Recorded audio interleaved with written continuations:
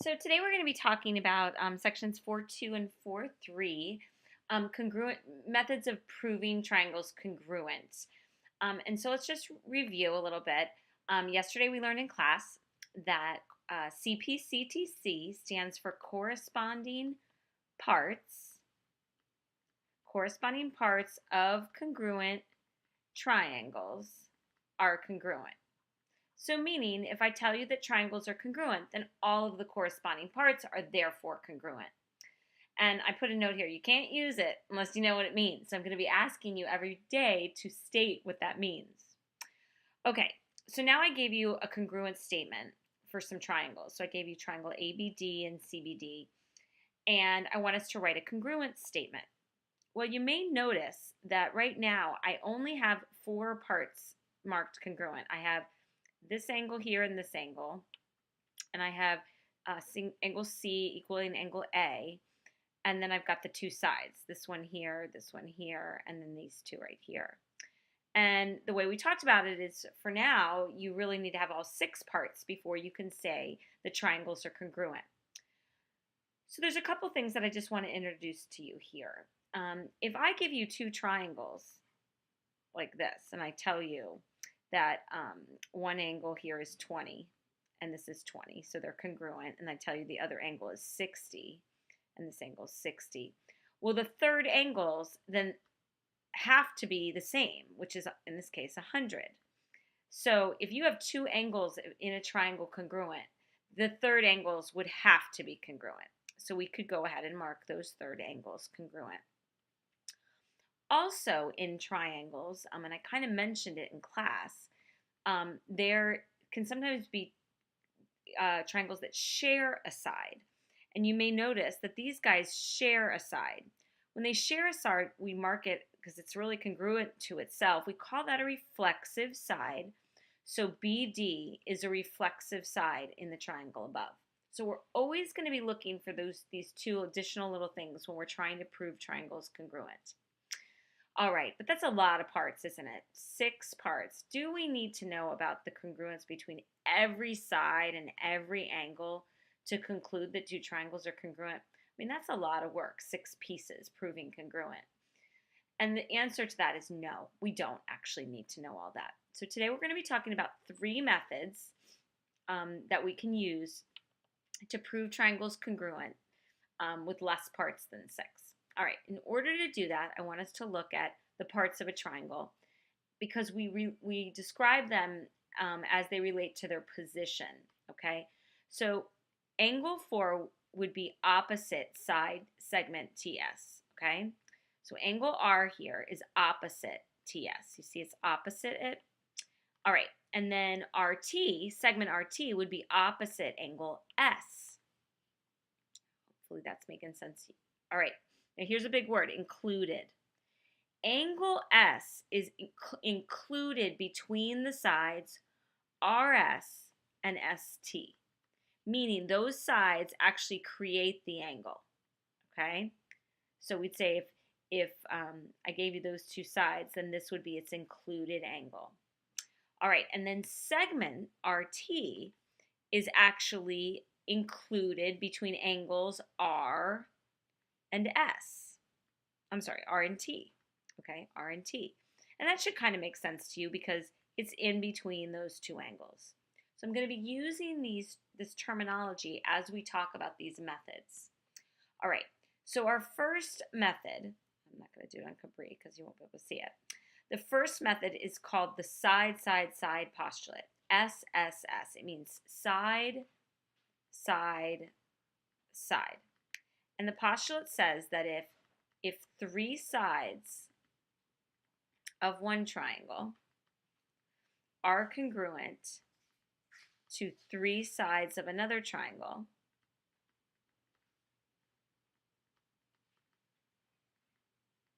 then the triangles are congruent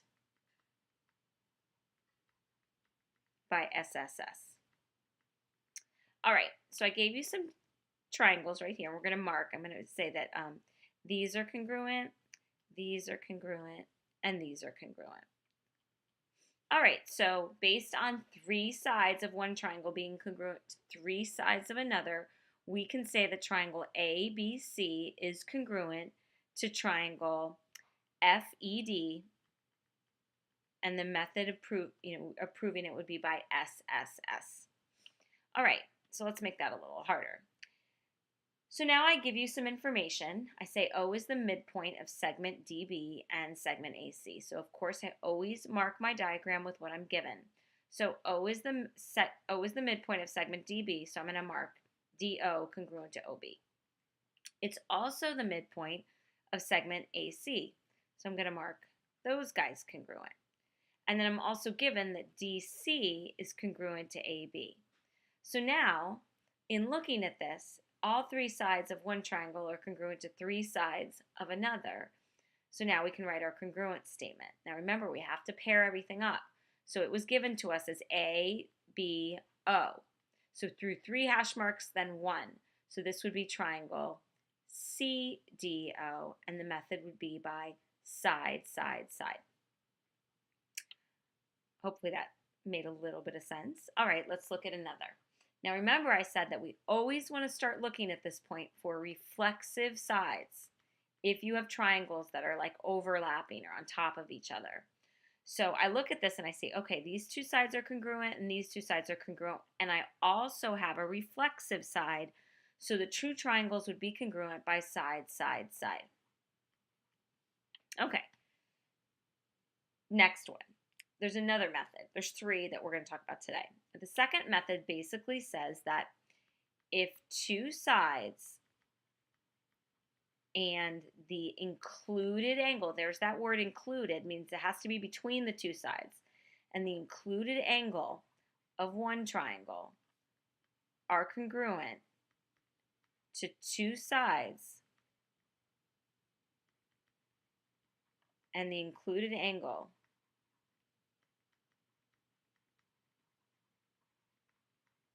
of another triangle, the triangles are congruent by SAS.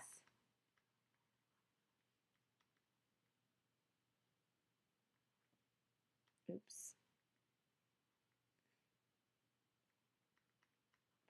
We call it side, angle, side. So side, angle, side.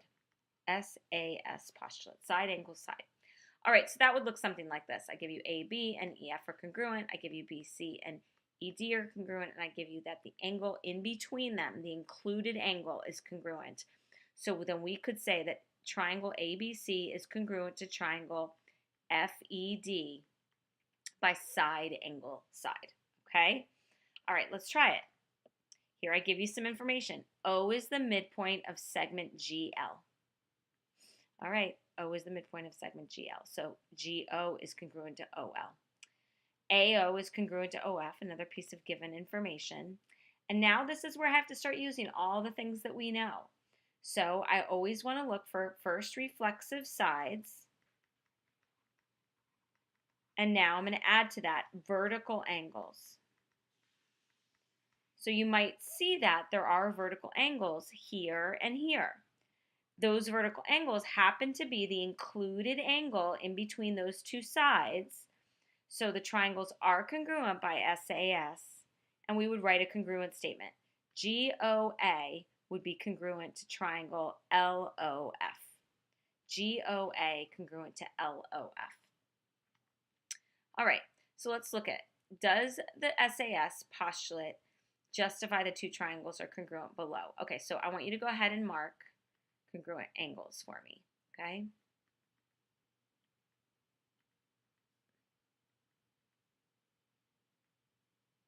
All right, so those are marked. I would have given you that information. So looking at the first one, you got to be really careful because you may notice it looks like side, angle, side, but this one does not have two congruent marks like this one does. So those are actually not congruent. So no, it does not. There's not enough to justify. In number B, I do have a side, an included angle, and a side congruent to a side. So yes, these would be congruent by side, angle, side. All right, So now I have some overlapping triangles. So again, I want to go through my thing. I want to go through my list. Reflexive sides, I mark it. I told you that these were right angles, and all right angles are congruent. So those are congruent angles. And so these triangles, yes, would be congruent by side, angle, side. Okay. Now the thing is to know is that oftentimes there's going to be multiple ways to prove the triangle's congruent. You might be able to use side, angle, side. You might be able to use side, side, side. You might be able to use the next one, which is the angle, side, angle postulate. Okay, so angle, angle, side, angle. This is the last one we're going to do today, okay? Angle, side, angle. And so the angle, side, angle postulate says that if two angles and their included side of one triangle is congruent to two angles and the included side of another triangle, then the triangles are congruent by angle, side, angle. Okay. All right, so here we go. I tell you A congruent to Y, B congruent to Z, and I tell you AB is congruent to YZ. So this is a really good picture of angle, side, angle. We have an angle, we have another angle, and we have the side that's in between them being congruent. So we can say triangle ABC is congruent to triangle YZX by angle, side, angle. All right, let's try that. Are the triangles below congruent? Now this time I gave you some weird information, didn't I? I gave you right angles, and I gave you two angles that have a degree measure of 55 degrees. Well, that means they're congruent. They're the same measure. And these are marked with a length of 4. So that also means that they are congruent to each other. So yes, these two triangles would be congruent by angle, side, angle. Okay? All right, are the triangles below congruent? If so, why? All right, so I'm going to put, how about this? An angle here, and an angle here, and an angle here, and an angle here. All right, so a couple things. First, at first glance, you might say, oh goodness, these are not congruent because this is not angle, side, angle. And you're right, it is not. This is what we would say angle, angle, side, because the side is not in between the two angles. However, remember that if two angles of one triangle are congruent to two angles of the other, that third angle has to be congruent. So you are allowed to say that. So I could say that this angle is indeed congruent to this angle, and then they would be true by angle, side, angle. But you would have to mark that third angle congruent. If the congruent mark is not there, I will not let you use angle, side, angle. All right. So let's try to get this all together, and then we'll be able to do a proof. So first we learned 3 methods. The first one is side, side, side. Second one was side, angle, side. And the last one was angle, side, angle. Few notes for congruent triangle proofs that I always want you to remember. You always want to mark your diagram with what you're given. You always are going to want to look for reflexive sides, vertical angles, and as we progress, you're also going to want to look for parallel lines. Okay? For every congruent mark, you need a congruent statement indicating the part in the proof. And always mark the congruent statement in the proof with either the word side or angle. And I'm going to show you what I mean by that. So I'm going to do just one proof and then I'm going to stop because I know this video is getting a little bit long for you. All right.